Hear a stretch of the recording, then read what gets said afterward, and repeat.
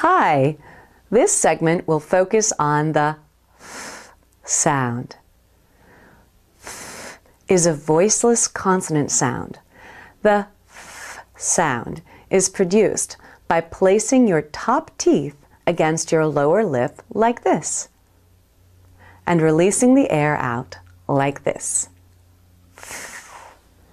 I would say the most common challenge with this sound is a tendency to try to make it without enough tension between the teeth and the lower lip, so the sound lacks energy.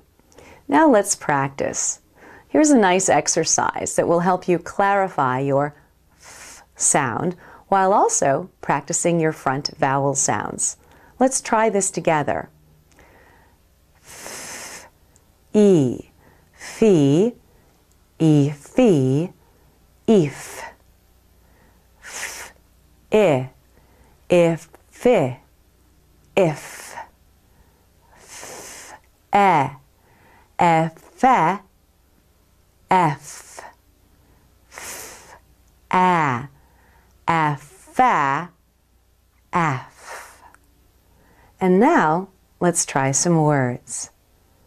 Fan, fill, felt, laughing, sniffle, fluffy, goof, stuff, half.